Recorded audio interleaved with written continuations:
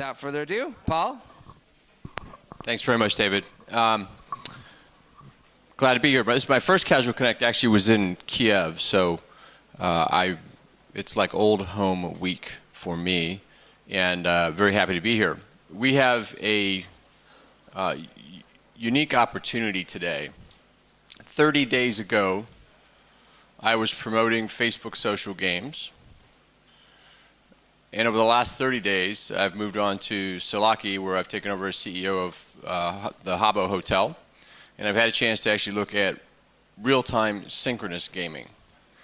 So what I would like to do today is compare the two and offer some insights or comparisons of the two types of gaming, because I think there's a lesson in here that we can learn relative to where the market is going.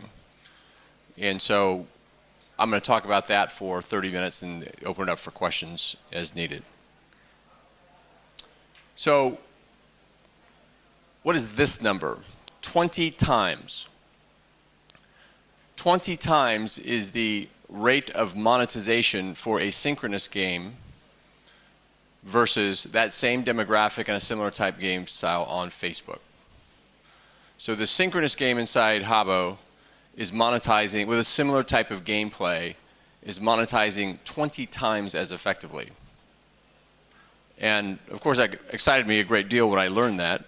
But it was astonishing to me because we always had wisdom around Facebook that teens don't spend. And in fact, that's not the case. Teens do spend. So what is that? This is the Habbo audience. So the audience for this type of gameplay is 13 years old to 15 years old. And it's a very focused product determined for the needs of that group. They love synchronous, fast-paced games where they can talk to each other, whether it's on Xbox Live, whether it's on a platform like Habbo. They just love that type of gameplay. So the audience in Habbo sees this as the Facebook audience, right? On a relative basis, they think we're all old and slow, right? They want their gaming fast-paced and immediate, and they think that asynchronous gaming looks a little like the group here for Facebook. So this is a slide with information you can get from the net. Basically what it says is teens who define our entertainment have many devices, they consume entertainment all the time on many devices, and they want things very fast and they can multitask. So that's all this slide says. Okay? So here's a comparison that I've seen in moving from Facebook to a synchronous platform like Habbo. Facebook is not designed to be anything more than a place that you report your real life. So you have pictures of what you're doing, you talk about what you're doing, and it is really clearly embodied in the way the page is laid out. So you see the page here, the center of the page is the news feed. And news feed posts are ordinarily about, this is what I've done, this is the game I attended, this is when my family got together to have cake and cookies or whatever. And so that expresses what is central to that platform. And in fact, because that's central to the platform, the gaming is going to be around news feeds. So I just won this award, I just reached this level, I just beat this opponent. So it's all around, I do a thing and then I report it.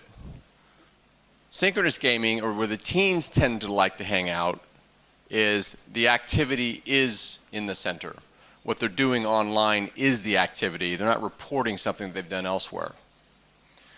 Now, I had the opportunity to actually work with a game on Facebook that was synchronous. It was called Wild Ones. It had chat, and the same behavior on that game inside Facebook is similar to what I'm seeing in Habbo. So there's something about synchronous gameplay that appeals to the younger mindset, and appeals to the time that they have to play these games and the way they play these games.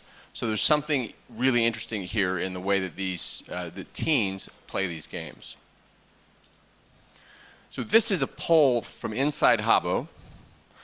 We polled over 70,000 teens, and I've pulled out the top 5 things. So we routinely poll the teens to say, what do you want to do, or what do you want to see next in the product? And all 5 are around social interaction in real time, their ability to create content, not just consume it. So I can go play a social game and just consume the game, or I actually get to go in and actually create inside the game. And then finally, gaming itself is in the top 5. And I've obscured the name of the game because it's one of the ones that we're working on coming out. But the community says they want to create things, they want to game, and they want to interact in real time. So social gaming, real-time social gaming, is a function of understanding your audience and that people want this type of fast-moving content creation where there's a game mechanic that allows them to progress. And when you design for that audience, you get the 20 times monetization. So it's a very specialized type of development, but I think it can teach us some lessons. Okay, what is different about social gaming that's asynchronous versus social gaming that's in real time or synchronous? The obvious ones are that one is synchronous and one is asynchronous. But the thing that I've seen, because I came from a world of 18 months to build a game, or 8 months to build a light game, and very deep development with million US dollar budgets, to in this synchronous world, it's fast builds. It's 6 weeks to put together a one-room gaming experience, and a lot of times it's created by our users. The expectation is it's light and it's fast. And I think that this has a really profound implication to everyone here in this room and everyone here at this conference. Because it's really hard, as you all know, it's really hard to hire people. And it's really difficult to get a team of people together that all understand their goal. And it's difficult to create a design that makes sense, that is going to actually become a game. And it's difficult to keep that operation funded over the period of months till you create a completed product. Those are all difficult human tasks that take time. Platforms like Habbo and mobile and all these real-time experiences that the younger generation is getting used to and now considering a standard demands ever more faster building. And they don't want less quality. They just want you to build it faster. And if you think about putting 8 people together in a small office in wherever you're from and trying to get them all to focus on getting a job done, getting the money to build it, and the expectations of our players are just getting faster and faster and faster, we can't keep operating the way we've been operating, like manufacturing plants of games. It really has a profound implication, and it's going to go everywhere, I believe. So here's a poll that was about a year old, and basically it says that, you know, inside Facebook the features tend toward asynchronous friend bars and gifting and other viral mechanics. And what's not often in Facebook games is chat. You find it in Kingdoms of Camelot and a few others. You find it like a light chat bar on the side, but it's not really integral to the game experience. It's more you're commenting on what's going on. And so why is that? Chat is an immediate social activity that allows different players to communicate with each other as they play. It seems like a very obvious thing that we should all have chat, at least on the side of our games, if you're in a social network, if you're off a social network, even if you were in a casual game, if you had some sort of IM plug-in on the side, you'd think that would be a way to do it. Well, here's why. This is all the places that we operate, the Habbo Hotel. We have a Spanish version, an English version, a French version, etc. And all of those jurisdictions need to have moderation. So the other big difference that we all really need to pay attention to is to be fast, you have to become heavier. And that actually is completely a paradox. It's two opposite concepts. To be fast, you have to be heavier. So you have to be heavy and fast, because you have to be able to protect your players in all their jurisdictions. So to run a global real-time game, be it on mobile, be it on PC, on whatever platform you want to be on, you have to generate, or you have to create the infrastructure to be able to service that group safely, because when people chat, there are sometimes bad people that go in and do that. So here's a couple notes on chat. You have to moderate, and regardless of your jurisdiction, you have to ensure player safety. So as long as you have anyone under 21 years of age playing your games, of course you have to have someone in there making sure that activities are in accordance with the law, not only, but it's just safe, right? It's just a place that a 15-year-old can go in and play a game and not have somebody mistreat them inside the environment. So the second big difference, to be fast, you have to be heavier, right? And that is something that we're not used to. Finally, in highly creative environments, people in virtual environments, as they do in real life, are very creative and they want to trade. The way they can maximize their experience, the way they can maximize their money is they trade in real time. So inside our environment, we allow people to trade items, then they can build new features, they can build new rooms, they can build new experiences, they can throw parties or whatever. So trading economy is not the same as a Facebook game economy or the economy in a mobile game. We're talking about an actual economy. Because if the economy becomes overheated or items lose their value, then you ruin your entire trading economy, which is fundamental to the synchronous experience. So to be fast, you have to be heavier. To keep up with the activity, you have to be more savvy, you have to be smarter. Because in a closed loop game on Facebook, in a closed loop game on a mobile device, economy means that a player can only earn a certain amount of gold or rewards relative to their experience in the game, so they don't find it that they can progress too quickly and make the game not fun. And that's a relatively controlled, closed environment. When you talk about a synchronous environment where you allow people to trade and create, you have to actually manage an economy. And you have to actually introduce actions in the economy that will slow the economy or speed it up. And that's an incredibly sophisticated thing. I think, certainly it's part of what we deal with every day at Habbo Hotel, but I think it's something we're all going to have to get good at, because as mobile devices become more sophisticated, as they become more social, as the definition of games begin to loosen and open, people are going to want to trade, and when they trade, you're going to have to manage an economy. And I can tell you it's a new discipline, and it's something that we're all going to be doing in the coming years. So take note. Finally, re-engagement. Here's just some types of events that we've done inside Habbo to create new news. But re-engagement in a synchronous environment is different than an asynchronous environment. So a Facebook game, as I recall fondly, we would introduce new content, each week. It would be something new inside the closed environment of the game. It would be consumable, and the game would grow, and that would work very well. In a synchronous environment where it's real time, the people in the environment want real-time news as if they were reading a news feed of the world. You have to create news for it to be credible and it to be interesting. And we go back to one of the lessons. To be fast, you have to be heavy. So we actually have people who are creating this news all the time, whether it's a celebrity come for a visit, or whether it's just news of the world that comes in, or some sort of charity event, or something that is relevant for the teens that are in the service. So the implication of this is, as we become more able to please people in real time, we have to be able to moderate all their communication, and we have to be able to give them new news. To be faster, we have to be heavier, and we have to all plan for that as we go forward. So that's all. Those are the differences. Let's look at a few things. If you've built a social game or mobile, on a social network like Vikentaki or Odnoklasniki, Facebook, the like, or a mobile game, and what's similar to these real-time lessons that we're learning. Okay. First of all, the laws of physics remain the same. The more people play, the more they tend to pay. The more they pay, the more they pay. So as you see in this graph here, there are many, many accounts that come in very casually, spend very little time, and they go away.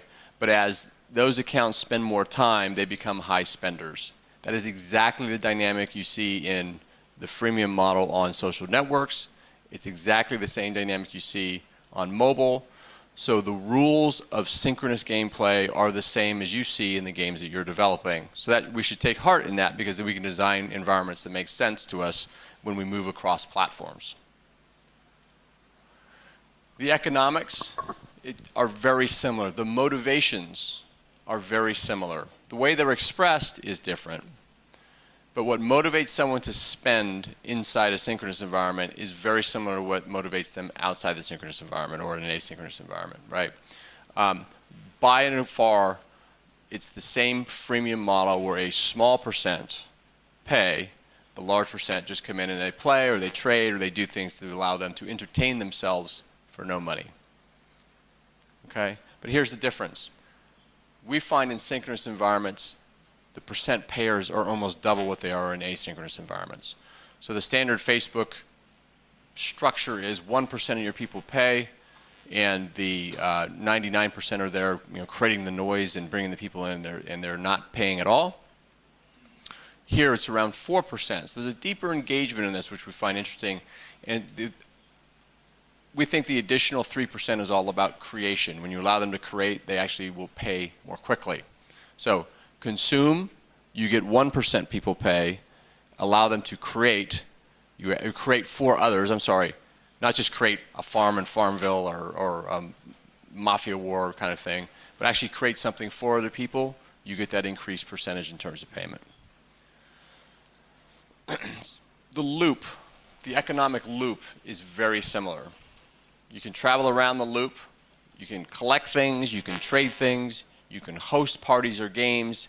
That gives you status. That wants you to collect more things. The activity loop is very similar to a social game. What people do is they pay to speed it up. I don't want to wait to be able to put together a room for my friends to have a game or a party, whatever. I'll pay for it and get it going faster. So the idea, the way that you structure a freemium environment for an asynchronous game and a synchronous game is the same. So game designers, you can actually do the builds and structure things in the same way, and it all tends to work the same way. What you have to do, though, as we talked about in the differences, is plan to be faster. Okay. So let's talk a little bit specifically about gaming in this environment. I'll throw out a couple of things that we've seen and learned and maybe interesting to you. So we just introduced horses into the service. And this is a pet mechanic that you buy the horse, you feed the horse, you keep the horse, etc.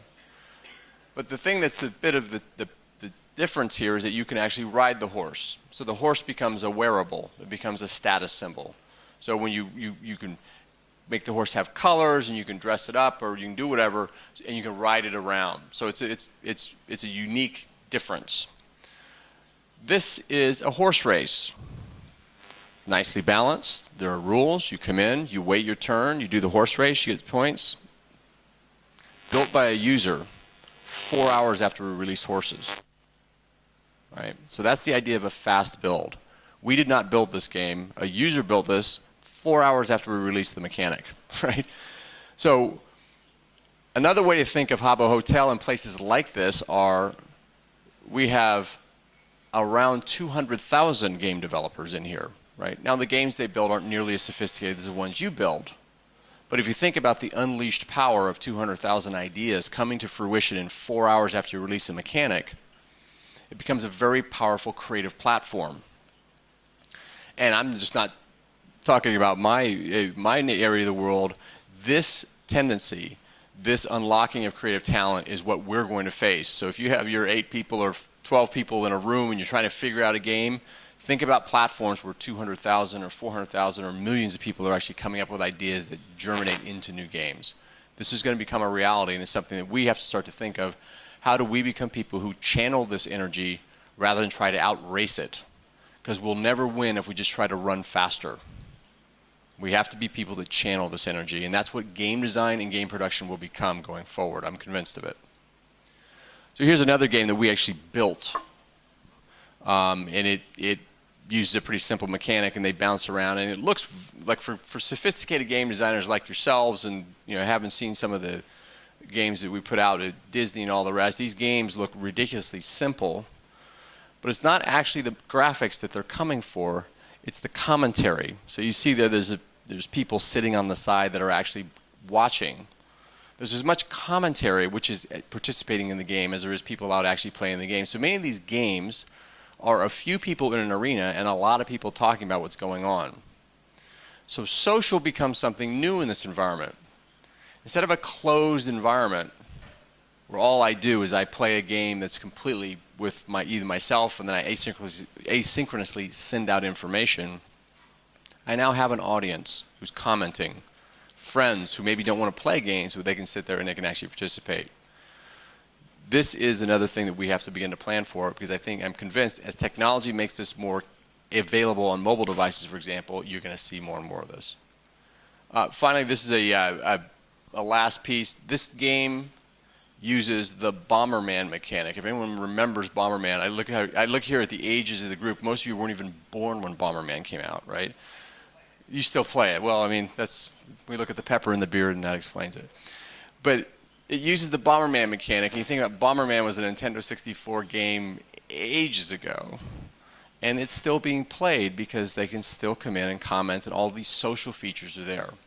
So I'm not saying that this is the most advanced game in the world, but there's a combination of this real-time chat, comment, friends, all the real social elements of synchronous gaming layered over a very simple game mechanic that's over a decade and a half old, and it works today. So if you think to Bejeweled Blitz, you think to some of these very simple game mechanics out there that are just having huge numbers, the simple game mechanics mixed with some of these synchronous social elements are the next generation of games, right? There's the simple and the complex are the next generation of games. So take that as you will. Finally, this was made by a user. It's a battle bot, where you create the robots and all that. They literally invented this. We had nothing to do with this, and it's just a final way that they are creating for each other. And when we think about the next generation of games on mobile devices, and we think about this ability to create for other people, this we have to start to think about and plan for. It's no longer I play Gardens of Time or Farmville or whatever, and then I tell other people about a very static game that I play. It's the enjoyment of creating for others that we have to be able to plan for.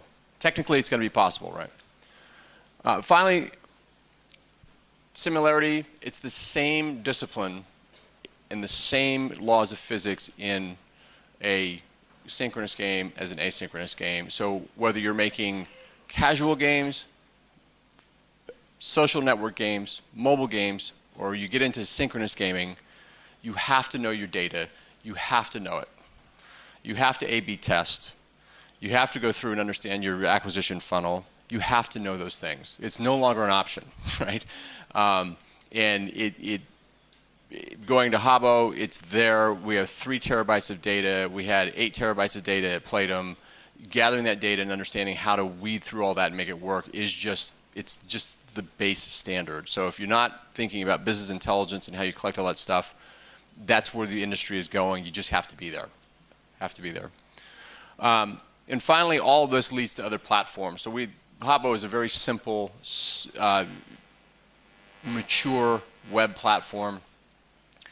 And the thing that I have seen in just 4 short weeks of working with the people there is that the underlying truths, the underlying things that you can build in a synchronous environment do lead to other platforms. This is Lost Monkey. We put it out on iOS.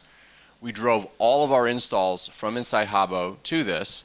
They play the game, they can bring the monkey back to Habbo, and we've had an amazing conversion rate, better than any mobile game I've seen, relative to making it a meta game around being able to go into this environment and back.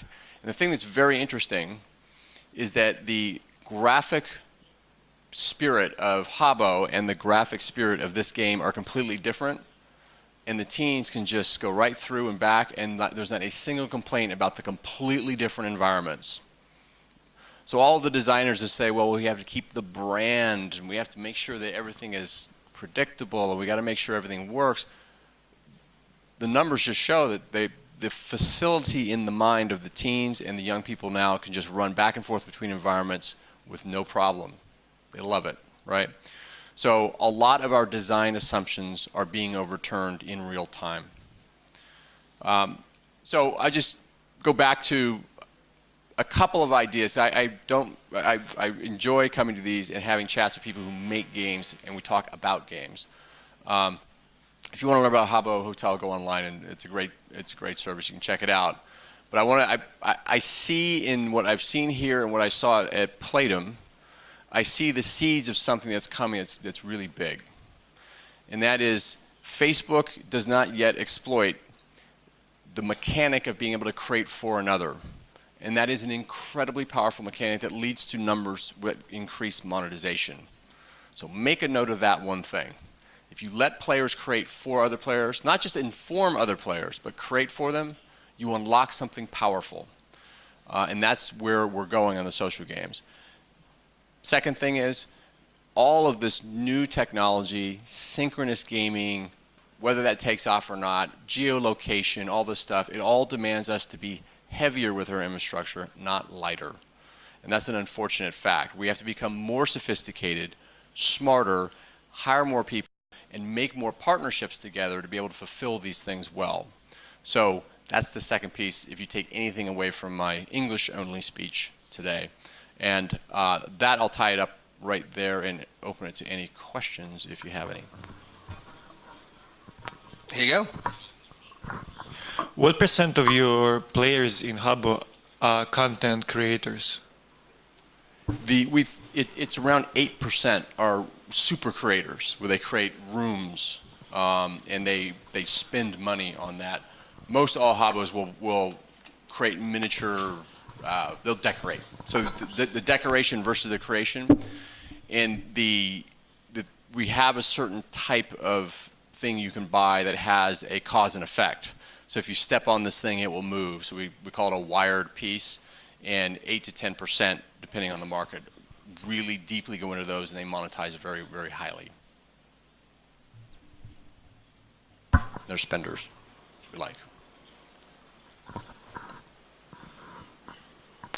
Yes, hello. I come from Spain, and I see on the television program how, because you're doing some kind of partnership with TV program, something like that. Is this running well with you, or?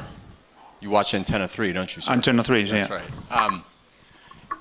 If you spend any time in France and Spain, you'll see on M6 and on Antenna 3 we have these advertising campaigns, and yes, they work very well. They are a partnership that goes deeply around time parts, and our service is very seasonal. So it really is a function of when the teens have time to play synchronous games, because synchronous gaming is much more immersive. So Valentine's, spring break, as well as the holidays at the end of the year, New Year, Christmas, and the rest are very high, so that you'll probably see more advertising in some of those time parts than other. But the answer is yes, we can profitably acquire users using that relationship and continue to do so. Are there asynchronous gameplay elements in Habbo, and are they well used?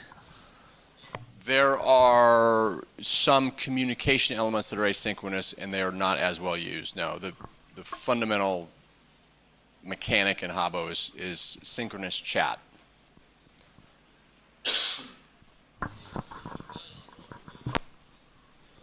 You mentioned a lot of You mentioned a lot of benefits of synchronous gameplay. Coming from the Facebook world, why don't we see more synchronous gameplay on Facebook? Is it just a technical limitation, or is there something more? I think it's two things, and I just base this on having sat in enough design meetings talking about synchronous gameplay to just a data point of one. So I say this with that caveat. You immediately run afoul of, and you run into planning problems around how you moderate the chat, and how you actually handle it. So the customer care becomes a completely different thing. So for example, if you set up a game, if we all set up a game where chat was the main element of the game, and a player had a complaint, having them go to send an email to get an answer 48 hours later just wouldn't work. So you'd have to literally restructure how you handle your customers, and that involves cost. And 9 times out of 10 in the meetings I had is like, oh, well, forget it. We're not sure of the benefit enough for that.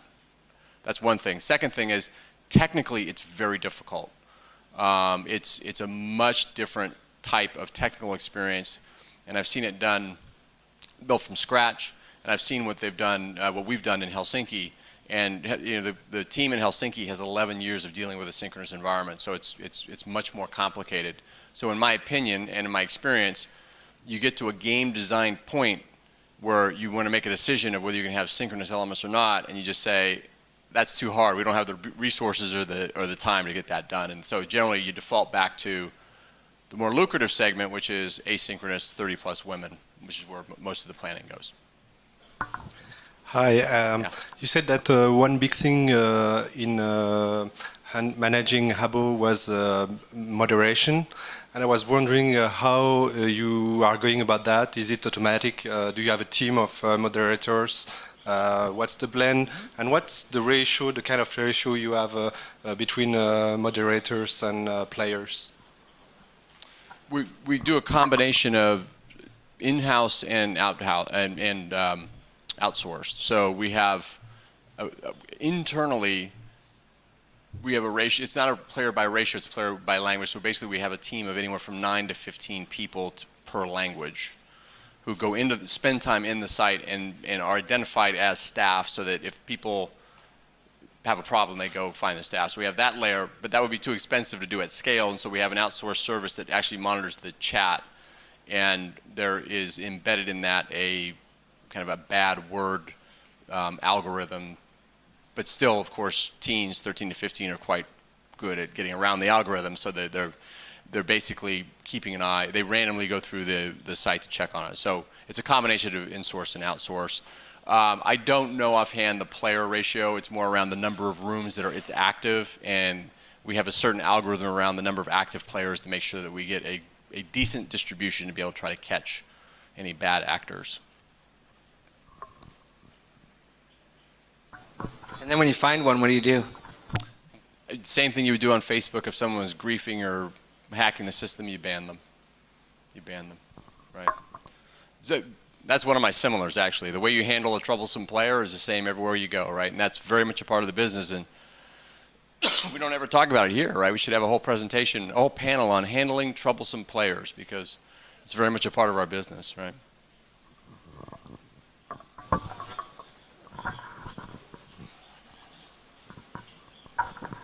Hi, I'm just going back to what you said in the beginning. Is there any point in making a synchronous game for the elderly like ourselves, sort of, given the target group on Facebook, or is it just for teens that they want the fast-paced games and fast-paced development process? Well, I definitely think there is a point. I think that if we abstract out the lessons, the teens are this research laboratory of craziness operating at speed and at scale. So what appeals to them, we can take down to a certain level. So for example, the hosting, it's not really a mechanic, that's not the right word, but the hosting activity is really powerful.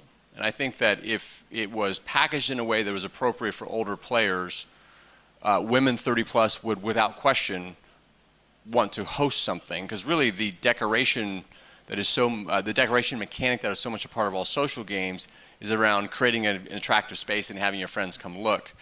If that was taken to the next level, where you actually had a hosting mechanic where you had people come in, and you see this on World of Warcraft and more intense MMOs, that works. It's very powerful, and so I think that it's definitely an area that for those of you who develop for older audiences, you could explore. It makes more money, the hosting mechanic, for sure, makes more money than an asynchronous approach, with all the difficulty of doing it right, of course. With user-generated content, have you run into issues where users are finding ways to break the gameplay or cheat? With user-generated content, yeah. Users that are creating their own games or levels, have you found issues where they're finding ways to cheat or break the game mechanics? Absolutely. And also, you have the problem of poorly constructed games that just aren't fun, right? So as everyone here develops games, you know how hard it is to create a really well-balanced, beautiful gameplay experience. If you have people who aren't used to it, well, they will often create a game that's rather flat and really just a very simple mechanic. So I don't think that the users generate games that are sophisticated enough that you're going to get a serious hack that they're going to get a lot of money or whatever. And generally, the host of that experience will report the person. They also have the power to kick the person out themselves because they control that environment. So they're very sophisticated around kicking people when they violate whatever rules there are. So that self-moderates to a degree. It's not as big a problem.